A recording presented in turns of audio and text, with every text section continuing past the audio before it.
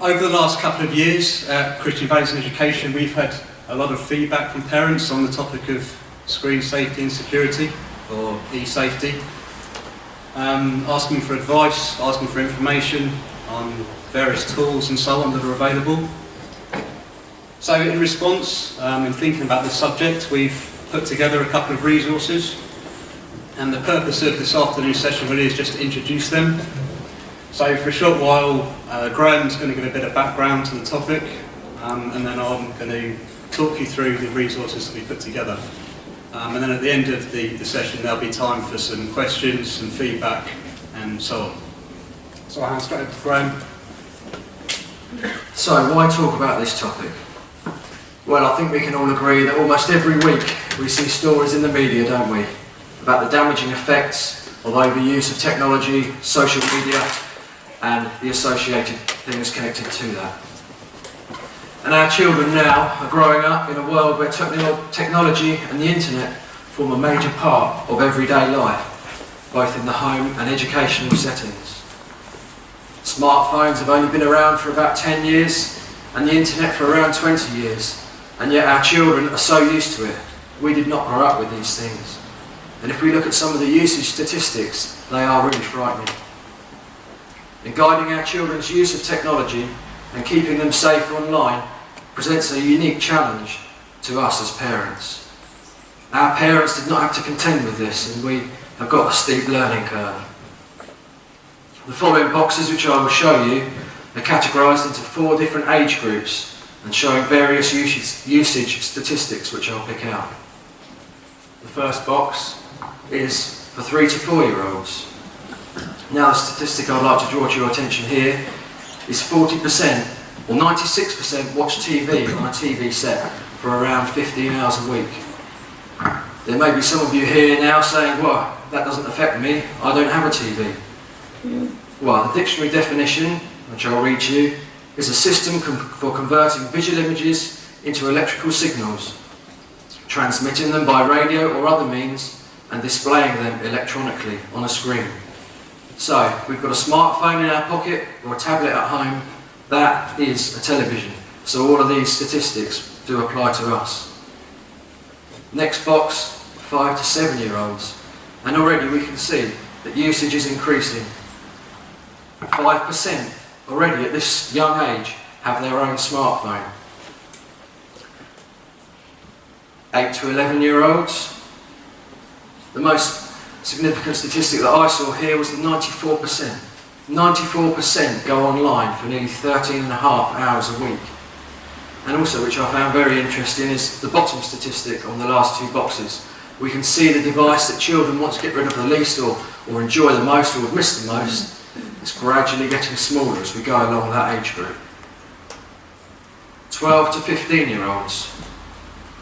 99%, so basically all of them, go online for nearly 21 hours a week. Now I did a few calculations, and if these 15-year-olds were spared to 70, they'd have spent 12 whole years of their waking life on the internet. So from these statistics we can see that if this technology is used incorrectly, it can be a massive waste of time. But I don't think any of us would deny that technology and the internet does have positives, but it also does have negatives.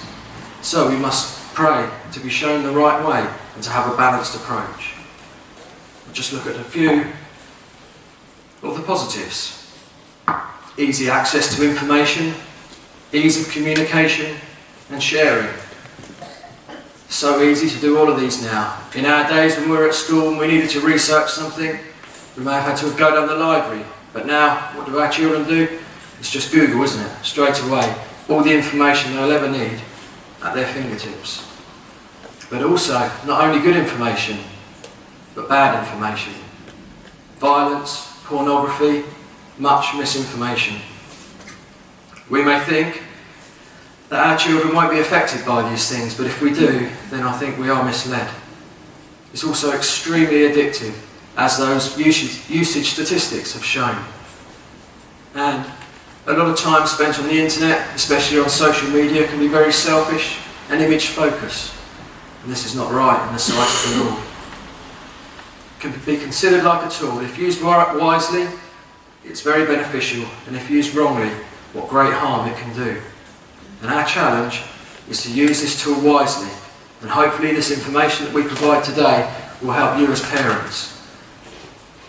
If any of you lack wisdom, let him ask of God, that giveth to all men liberally, and upbraideth not, and it shall be given him. So, we'll just quickly look through what are these potential risks and dangers. Conduct.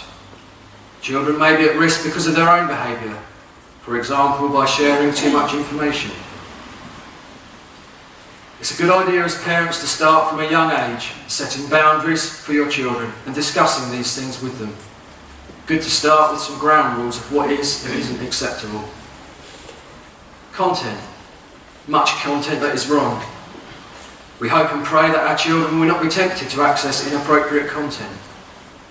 But we need to be aware and discuss these things. And statistics show that 65% of 15 to 16-year-olds have viewed pornography. We must try and put right barriers in our in the way of our children. Contact. Children can be contacted by people we wouldn't want them to make contact with. We must also be very careful who they make as friends online. I know we all have different backgrounds and upbringings, but from a personal viewpoint, that is one of the things that I'm most thankful for, that when I left school, I could make a clean break from the so-called friends that I have, some of whom I now know are in prison and are drug dealers. Commercialism. You also need to try and be aware of how these online platforms make their money, majority of which is through advertising. They are designed to keep you on there hour after hour after hour. Oh, to be given wisdom to spend our time wisely. Now this next slide is a picture. Some of you may have seen this before. This is an image by an American artist, Eric Pickersgill, who has taken a series of photos of families with their devices removed. The image of that family, this is what he said of it. The image of that family, the mother's face, the children's and their father's posture, and focus on the palm of their own hands, has been burned in my mind. It was one of those moments where you see something so amazingly common that it startles you into consciousness of what's actually happening, and it is impossible to forget. We need to question ourselves. Do we see this in our home? And do we spend an unhealthy amount of time communicating with others remotely rather than those around us? And I would just say I picked up a book at the back and it had a quote on the back which I think summed it up perfectly. Never more connected, we seem to be growing more distant. Never more efficient, we have never been more distracted. And I think that does sum up technology very well. But so far we have looked at these from a moral perspective. But as Christian parents, we should try and look at them from a biblical perspective. We do not have time to read through all these scriptures now, but it'd be good to compare our usage with these biblical principles. Now, challenging ourselves, us as parents and young people and grandparents, or maybe without children, but are we a right example? Let's try and use those biblical principles to guide us and to challenge ourselves personally with them. Now, I'd like to set you a challenge today. There are plenty of good books at the back. I advise you to go and buy them. And if they haven't got them, then go and purchase them online at a later date. 10 Tips for Parenting the Smartphone Generation. It's a great resource.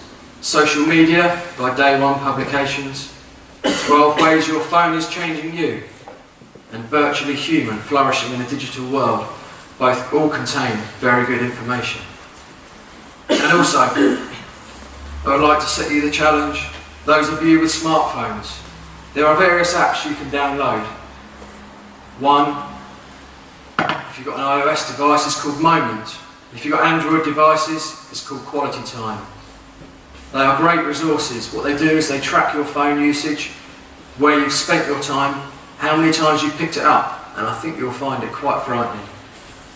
And if us as parents, if we can break free from our screens for 2 minutes an hour, 30 years' time, that will be an entire year of our waking life.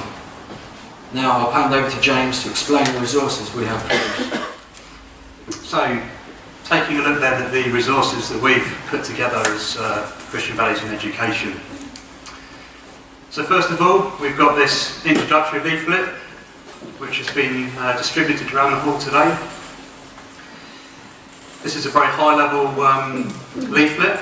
So we've also got a resource pack. This resource pack is available to download from our website. It contains a lot of clickable links to other external resources and so on, so it works much better as a screen-based resource rather than a printed resource. And we've now got a dedicated web page on our Christian Values in Education website to act as a hub for all of these e-safety resources.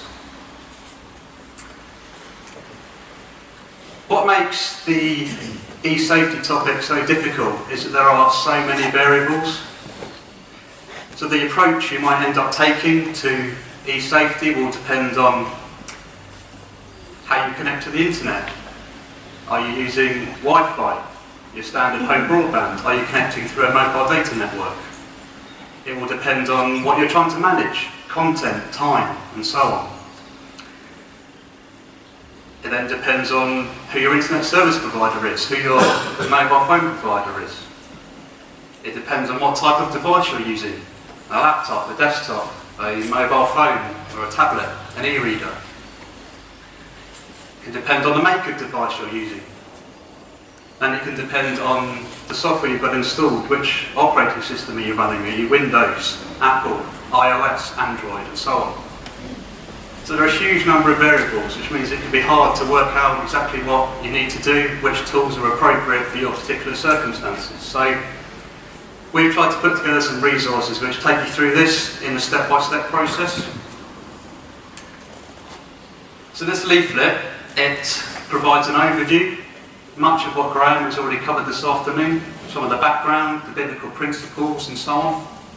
It provides a glossary of terminology, some of the technical aspects of the subject.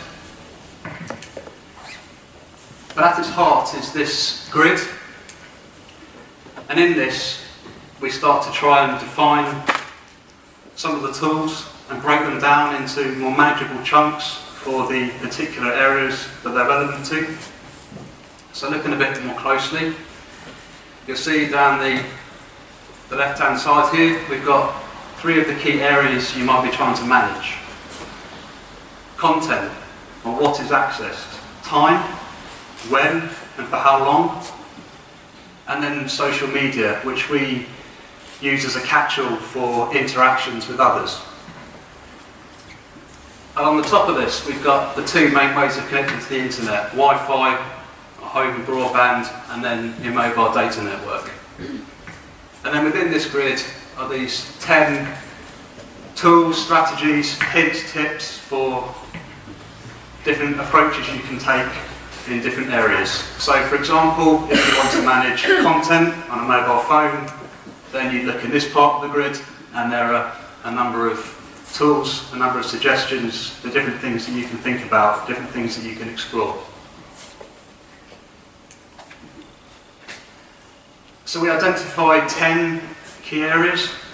I can't go into all of these in any detail this afternoon, but we cover things like setting up filters at the internet service provider level, filters at your mobile phone provider level, then filters that you can put on the actual devices you're using. We cover password protecting app stores and things like that. Something that may be of interest to many of you is third-party software, third-party apps, things like RPact, Custodio, NetNanny, and so on, that can be used, installed on your phone, on your children's phones, to manage, control, track usage, and so on. So these 10 tools, they're numbered, they're colour-coded, they act as a link into the resource pack. So if you download that from the website, and if, for example, you want to find out more about setting up mobile filters, filters at the level of your mobile phone provider, then you find the relevant section in the resource pack.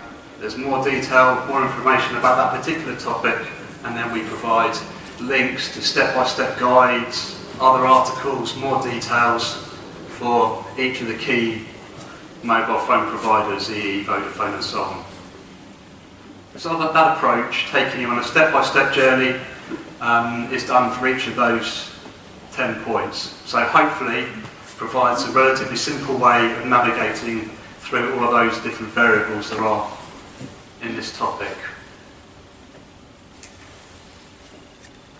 Something Graham's already mentioned briefly, whilst there are many good tools that are available, practical things you can do, installing software on your child's devices and so on, something that is really, really important is to have conversations about this topic. So don't just rely on technology to protect technology. We're told in Proverbs, train up a child in the way that he should go. And I think teaching our children about the e-safety topic, teaching them about what we see as appropriate online behaviour, appropriate ways of using technology is really important. Teaching them about some of the pitfalls, some of the dangers they might face is very, very important. Explaining why certain boundaries are in place. And if we have these open conversations, then we hope our children will be able to come to us if they do have issues, they do have worries, they do have problems. And my final point here, on one level, is light-hearted, but has a very serious aspect to it. Teenagers and children these days are hugely tech-savvy. They know what they're doing, they know what they're talking about. And it may be that they know more than you do on some of these topics. So, having conversations with them, you might find that you learn something from them as well.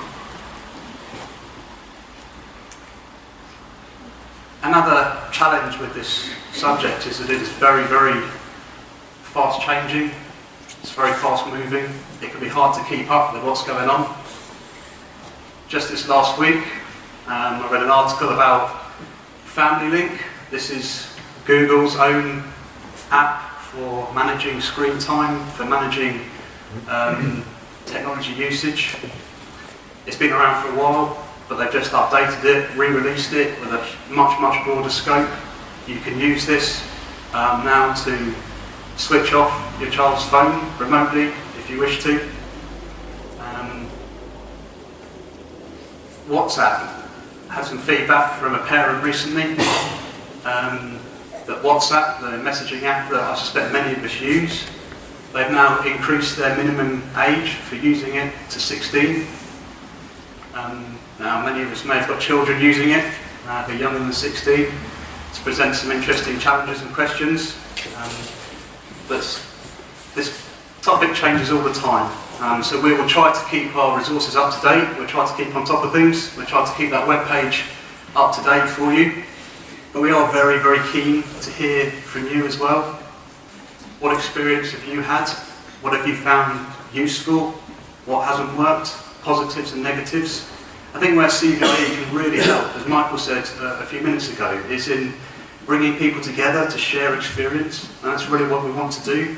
We want to make this as useful as possible, and you're all out there using this, these tools, tackling this subject, at the coalface, at the sharp end. So we'd love to hear from you. Do share your experiences with us. If you've used like RPact or NetNanny or some of these apps, then write us a quick article or a quick review that we can put on our webpage, and so we can share this information with each other. And just to reiterate what Graham said, it's a challenging subject, but we're very thankful that we have a God to go to. We can commit our children into his hands, we can pray that he will help them and protect them, but also we can pray to him and ask for that wisdom so that we can do our bit as well. So, if any of you lack wisdom, let him ask of God, that giveth to all men liberally and upbraideth not, and it shall be given him. That's a wonderful promise, and we're very thankful for it. So just to wrap up, neither Graham nor I are experts in this subject in any kind of professional capacity. Our aim with the leaflet, with the resource pack, is just to provide a roadmap, to provide signposts to external resources. But the approach you end up taking will be different for each of you. You'll have different views on the right boundaries and so on. You'll have different circumstances, you'll be using different types of device. So use these resources as a starting point for your own research to make sure that the approaches you take do meet your requirements. So we hope that this brief introduction has been useful, and we hope and pray that the resources will be useful, that they'll go a certain way towards meeting that identified need.